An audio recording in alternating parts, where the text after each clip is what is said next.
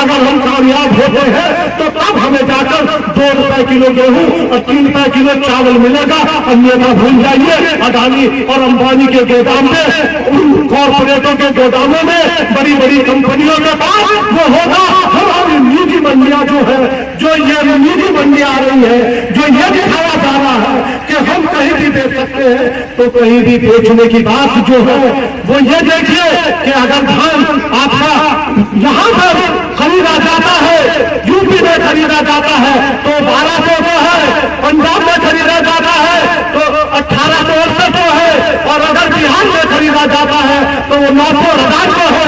तो इस तरीके से जब ये किसान की फसलें ये खरीदी जाएंगी और विदेशी कंपनी और कॉर्पोरेट अडानी और अंबानी खरीदेंगे और उनके गोदाम में चली जाएगी, तो फिर आप समझ लीजिए ये हमारी जो मंडियां है, अगर ये सरकारी मंडी बंद होती है तो हमारा जिंदा रहना ही खत्म होगा, हमारा आर्थिक खत्म होगा, हमारा जो छोटा व्यापारी है वो खत्म होगा, वो सब्जी मूली गाजर ये जो भी कहाँ ले जाकर बेचेगा, ये तो वहीं पर खरीद ली जाएगी जहां पर आपका खेत है और ये गोदाम में चली जाएगी। मैं आपको बताना चाहता हूँ कि 5 रुपए का जो भुट्टा है वो भुट्टा 5 रुपए वाला 80 रुपए का बिक रहा है, तो 80 रुपए का अगर बिकवाना है और अगर अपने को अपनी आने वाली नस्लों को बचाना है तो किसान आंदोलन को आपको मजबूत करना पड़ेगा। अपने मान सम्मान को बचाना है, अपनी महिलाओं को सम्मान को बचाना है, तो आपको ये देखिए कि एक तरफ बेटी बचाओ बेटी पढ़ाओ अभियान है और दूसरी तरफ वही बीजेपी के विधायक वही बलात्कार करते हैं। चलेगा पुलिस की तानाशाही नहीं चलेगी, पुलिस की तानाशाही नहीं चलेगी, पुलिस की तानाशाही नहीं चलेगी।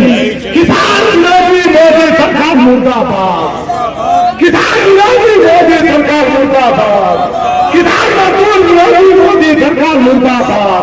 साथियों, हम आपको एक बात और बताना चाहते हैं। सरकार अब आप काफी समय से सुनते हैं, टीवी चैनल पे सुनते हैं, हर जगह सुनते हैं मोदी सरकार। अब मोदी सरकार है, मोदी सरकार को चलाने वाले कौन कौन है? जो बड़ी बड़ी मीडिया है, जो टीवी चैनल वाले हैं, वो जो जनता पर दमन होता है, वो जो कर्मचारी अधिकारी आशाएं आंगनबाड़ी आंदोलन करती है।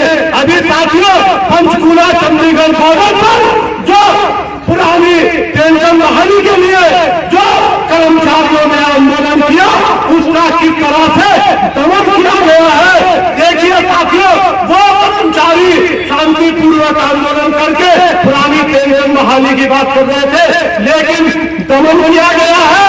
इसी तरह जो महिलाएं अपने अधिकारों के लिए लड़ती है, चाहे वो भोजन माता हो, चाहे वो प्रगतिशील महिला संगठन की हो और चाहे वो रसोईया अधिकार की हो, उत्तराखंड में देखिए किस तरह से दमन हो रहा है। तो हर जगह जो है ये सरकार दमन कर रही है, पुलिस से दमन करा रही है, और इस दमन का जवाब देने का एक ही रास्ता है, हिंदू मुसलमान की हमारी एकता। जिस तरह से हम अंग्रेजों के खिलाफ एक होकर लड़े थे, उसी तरह से आज लड़ना पड़ेगा। अगर आपको जिस तरह से वो गोरे अंग्रेज आपने भगाए थे, इन काले अंग्रेजों को आपके भगाना है तो अपनी एकता कायम करनी पड़ेगी। किसान आंदोलन को मजबूत करना पड़ेगा, मजदूरों को मजबूत करना पड़ेगा, मजदूरों के आंदोलन को मजबूत करना पड़ेगा। और 20 मार्च को जो दिल्ली के अंदर संयुक्त किसान मोर्चे का प्रोग्राम है, जो इस देश को बचाने के लिए, किसान की फसल के लिए, महिलाओं के सम्मान के लिए, नौजवानों के सम्मान के लिए जो लड़ाई लड़ी जा रही है, जो संविधान को बचाने की लड़ाई लड़ी जा रही है, जो आजादी की लड़ाई लड़ी जा रही है, जो दमन की लड़ाई लड़ी जा रही है, बड़ी से बड़ी संख्या में, ज्यादा से ज्यादा संख्या में साथियों पहुंचना है। सांप्रदायिक शक्तियों को मुंह तोड़ जवाब देना है, किसान आंदोलन को मजबूत। मैं तो उड़ीसा गया था, उड़ीसा में राशन का सवाल था, खबर छपी थी अखबार में कि लेखपाल गांव में गया था, गांव में लोगों ने लेखपाल को कैद कर लिया। जंगल का गांव था, इंटीरियर गांव था, और एसडीएम को संदेश भेजा कि राशन भेज दो और लेखपाल को ले जाओ। तो ये आंदोलन आपको करना पड़ेगा, ये आंदोलन आपको करना पड़ेगा। आपको जो है राशन डीलरों को घेरना होगा, अधिकारियों को बुलवाना होगा और सामने तुलवाकर राशन घर ले जाना होगा। आपको अधिकारियों को घेर कर पूछना होगा, उसके लिए संगठन बनाना होगा। वो केवल इन मंचों से नहीं चलेगा, गांव-गांव के अंदर संगठन बनाना होगा। आपको अपने आप को सवाल पूछना होगा, कितने गांव में आपके पास संगठन है, कितने गांव में आपके पास कमेटियां हैं। क्योंकि मंच से सुनकर बहुत अच्छा लगता है, लेकिन इससे कुछ बनता नहीं। दिल्ली में धरना देकर हम आएंगे 20 तारीख को, बहुत अच्छा लगेगा, लेकिन केवल उससे कुछ बनता नहीं है। जब जमीन पर आंदोलन खड़ा होता है तब सरकार घबराती है, क्योंकि सरकार को पता है कि अगर ग्रामीण इलाके के अंदर विद्रोह खड़ा हो गया इन तमाम नीतियों के सवाल पर, इस तमाम झूठ के सवाल पर जिसको तुम कह रहे हो कि भारत का तुम विकास कर रहे हो। अभी ग्लोबल इन्वेस्टमेंट समिट हुई, दिशा में जा रहा है, इस बात पे आपको प्रश्न उठाना होगा। ये हमारे कहने से नहीं होगा, ये तब होगा जब वे सस्ते मजदूर के तौर पर जो गांव के अंदर से हमको उजाड़ा जा रहा है, जो हमको बेदखल किया जा रहा है, जो खेती को संकट में डाला जा रहा है कि गरीब आदमी खेती कर कर अपने बच्चों के लिए खाना नहीं पैदा कर सकता, क्योंकि खाद महंगी है, क्योंकि खाद यूरिया के साथ साथ जबरदस्ती नैनो बेची जा रही है, जिसकी उत्पादकता की कोई गारंटी नहीं है, जिस यूरिया के साथ जबरदस्ती 1 किलो जिंक खरीदने के लिए मजबूर किया जा रहा है ताकि लागत बढ़ जाए आपकी और आप और घाटे में चले जाएं, आप अपने बच्चों के लिए गेहूं भी पैदा ना कर सकें, आटा भी पैदा ना कर सकें। ये जो परिस्थिति बनाई जा रही है जिससे किसान भी जमीन से बेदखल हो रहा है और जो हालत बनाए जा रहे हैं कि गांव के अंदर रोजगार नहीं है, यही कारण है सस्ते मजदूर का। हमको शर्म आनी चाहिए। हम कहते हैं बेटी बचाओ बेटी पढ़ाओ, बेटी को आगे बढ़ाओ, बेटी की रक्षा करेंगे। 2000 मुसलमानों को उन्होंने गिरफ्तार कर लिया इस नाम पर कि तुमने जो है बाल विवाह किया। हम पूछते हैं बच्चियां बाल विवाह क्यों कर रही हैं? बच्चियों का बाल विवाह माँ बाप क्यों कर रहे हैं? क्योंकि तुमने स्कूल नहीं बनाए हैं। माँ और बाप दोनों को मजदूरी करने जाना पड़ता है। बेटी 14 साल की होती है, बाप सोचता है इसको अपने घर पहुंचा दिया जाए, घर पर पड़ी रहेगी, पता नहीं कुछ गलत हो जाए तो बहुत गड़बड़ होगी। तुम गांव के अंदर स्कूल नहीं बना रहे हो, तुम गांव के अंदर कॉलेज नहीं बना रहे हो, तुम वो सुरक्षा नहीं दे रहे कि हमारी बेटियां नर्सिंग कॉलेज में पढ़ सकें, वो इज्जत और ईमान के साथ जाकर जो है डॉक्टर बन सकें, इंजीनियर बन सकें, टेक्नीशियन बन सकें। तमाम विधियां हैं जिससे लड़कियां आगे बढ़ सकती हैं और आगे बढ़कर लड़कियां समाज को आगे बढ़ा सकती हैं। अगर ये हुनर हमारे बच्चों में होगा तो हमारा देश उन्नत होगा, हमारा देश आगे बढ़ेगा, हमारा समाज आगे बढ़ेगा और वास्तव में भारत विश्व गुरु बनेगा। लेकिन तुमको भारत को विश्व गुरु नहीं बनाना है, तुमको अडानी को विश्व गुरु बनाना है, तुमको अंबानी को विश्व गुरु बनाना है। और होता क्या है, अभी मैं पढ़ रहा था, मंत्री से पूछा कि वीडियोकॉन आइडिया ये बड़े संकट में है। मंत्री ने कहा इसके ऊपर कर्जा ज्यादा लदा हुआ है। पत्रकार ने पूछा कि सरकार इसकी क्या मदद करेगी, उन्होंने कहा ये सब चर्चा का सवाल नहीं, ये गुप्त रूप से किया जाएगा। जिस कर्ज माफी की बात कर रहे थे, लगातार उनके कर्जे माफ किए जा रहे हैं, कंपनियों के कर्जे माफ किए जा रहे हैं, किसानों और मजदूरों के कर्जे का कोई हिसाब नहीं। हमारी बहनें, शर्म आनी चाहिए हमें, हमारी बहनें आशा कर्मी के तौर पर 2000 रुपया महीने में कमाती हैं। अगर हम इनका बड़ा आंदोलन बढ़ाएं, अगर बड़ी ताकत इकट्ठी करें, क्या यह संभव है कि 1500 रुपये महीने पर रसोइये को रखा जाए? क्या यह संभव है कि आशा और आंगनबाड़ी को 2-2,5-3 हजार रुपये महीने पर रखा जाए? हम इकट्ठा होकर अधिकारी से नहीं पूछ सकते, हुजूर आप 5,000 रुपया रोज कमाते हो, हमारे बच्चे 2,000 रुपये महीने में कैसे पलेंगे? एक एक अधिकारी का जो तनख्वाह है 1.5 लाख रुपया, ये 5,000 रुपये रोज की। लेकिन ये सवाल ऐसा नहीं पैदा होगा कि हम माइक से ज्यादा दिन तक लगातार मेहनत करने वाली जनता आंदोलन पर बैठी रहे, ऐसा कोई और उदाहरण दुनिया में इससे पहले नहीं। दुनिया के सारे देशों में इसके समर्थन में प्रदर्शन हुए। दुनिया के सारे देशों में भारत के दूतावासों पर लोगों ने, जनवादी लोगों ने, प्रगतिशील लोगों ने ज्ञापन दिए। दुनिया के सारे देशों में उनकी सरकारों के ऊपर दबाव बनाया गया कि मोदी सरकार पर यह दबाव बनाए कि वो भारत के इन किसानों की समस्या को हल करे। तो किसानों की समस्या क्या है? अगर हम देखें कि देश की समस्या क्या है, तो वास्तव में देश की समस्या किसानों की समस्या है, क्योंकि देश के आधे से ज्यादा लोग किसी न किसी रूप से किसानी से जुड़े हुए हैं, सीधे तौर पर किसानी का कोई ना कोई काम करते हैं।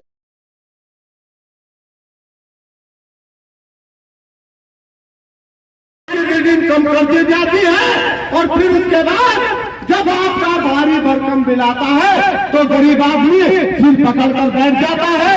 और अगर आप मीटर से रीडिंग लेने वाले से कहें कि भाई सही रीडिंग लीजिए, तो सही रीडिंग की जगह वो आपके साथ बदतमीजी अब व्यवहार करता है। और किरतपुर के अंदर ये सारी चीजों को हम लोग देख रहे हैं, हम लोग भुगत रहे हैं, ये आपको मालूम है। लेकिन अभी तो आप ये देख रहे हैं कि बिजली में धांधली है, बिजली मीटर जो तेज चल रहे हैं। लेकिन अगर ये 2020 बिजली बिल ये मोदी सरकार लाती है और 2020 बिजली बिल लागू होता है, तो ये समझिए कि यहाँ पर जितने लोग मौजूद हैं ये तो बिजली इस्तेमाल नहीं कर सकते, ये बिजली इस्तेमाल नहीं कर पाएंगे। हमारे साथी अर्जुन जी पहुंचे हैं, हम उनका स्वागत करते हैं कि वो तारीख से अपनी आ रहे हैं, लेकिन उन्होंने हमारे लिए समय निकाला। हम अर्जुन जी का स्वागत करते हैं। यहाँ पर जो हमारे पत्रकार साथियों उन सभी का हम स्वागत करते हैं। साथियों, हमने अपने पत्रकार साथियों को भी यहाँ पर एक सम्मानित करने का प्रोग्राम रखा है। तो साथियों, हम ये बताना चाहते हैं कि ये जो पुलिस का दमन है, ये महात्मा बेटा शहीद है, ये पुलिस का जो चमत्कार देख चुका है।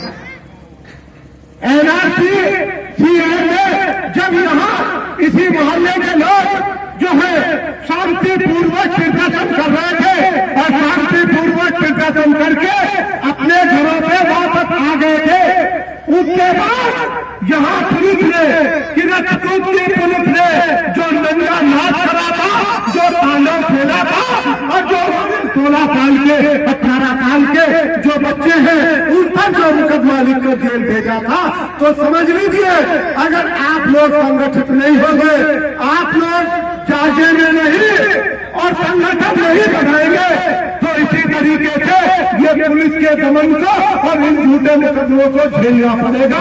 और संगठित होना बहुत जरूरी है। अगर पुलिस की गुंडागर्दी पर लगाम लगाना है तो संगठित होना पड़ेगा, लाल झंडे को संभालना पड़ेगा, अखिल भारतीय किसान मजदूर सभा के बैनर के तले आना पड़ेगा। साथियों, एक प्रमुख सवाल है मैं जिस पर बात करना चाहता हूं, किसान की फसल खरीदने की गारंटी, किसान की फसल खरीदने की गारंटी ये मोदी सरकार करने को तैयार नहीं है। लगातार किसान आंदोलन कर रहा है, किसान लड़ा है, लेकिन हम ये सोचेंगे कि हम तो मजबूर हैं, किसान की फसल की खरीद मेरे किसान ने पैदा करा है और मजदूर का पसीना है। आप मुफ्त कहाँ से दे दे जब आप अडानी अंबानी और विदेशी कंपनियों के गोदाम में हलियाओगे। आपको हमारी नदियों का पानी भी उन विदेशी की बोतलों में भरवाकर हमें 20 रुपए का बेच रहे हो। तो साथियों, ये समझने की बात है, ये किसान आंदोलन की देन है। ये जो गरीब और मजदूर को बचाया है, इस किसान आंदोलन ने बचाया है।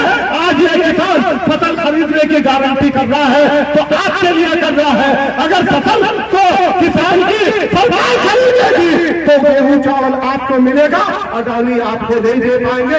जो फसल पर आपको 40-50 रुपए किलो जो सेब मिलता है, अगर बाद में ही अडानी अंबानी और कॉर्पोरेट खरीद लेंगे तो आप समझ लीजिए कि वो 300 रुपए का उसी मॉल में बिकेगा, उसी गोदाम में बिकेगा। सेब तो हमारे लिए एक सपना बन जाएगा साथियों, सपना बन जाएगा।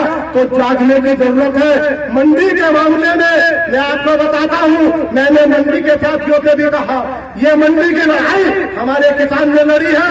आज किसान देश को बचाने के लिए लड़ रहा है। इस देश को बचाने का काम जो हमारे किसान ने किया है साथियों, 200 साल अंग्रेजों ने हम पे हुकूमत करी है, हमें आपस में बांट कर करी है, हिंदू मुसलमान में हमें बांट कर करी है। लेकिन वो गोरे अंग्रेज है, ये काले अंग्रेज है, ये उनसे भी 2 कदम आगे है। ये भी उसी तरीके से हमें बांट भी रहे हैं, लड़ा भी रहे हैं और हम पर हमले भी कर रहे हैं। जाति और धर्म के नाम पर ये जो सांप्रदायिक ताकतें हैं, ये जो मुट्ठीभर लोग हैं, ये जो देश को तोड़ना चाहते हैं, इनके लिए हमें सावधान होना पड़ेगा। सांप्रदायिक शक्तियों के नापाक मंसूबों को हमें नाकाम करना पड़ेगा। अपनी एकता बनानी पड़ेगी, अपना भाईचारा कायम करना पड़ेगा। इसी के साथ प्रोग्राम को आगे बढ़ाते हुए मैं हमारे मुख्य वक्ता कॉमरेड हीरालाल जी यहाँ मौजूद है, मैं उनसे कहूंगा वो आए और अपनी बात रखे। कॉमरेड हीरालाल जिला हमारे उत्तर प्रदेश के महासचिव हीरालाल जी जो इतनी दूर से यहाँ पहुंचे हैं, स्वागत करिए जोरदार ताली।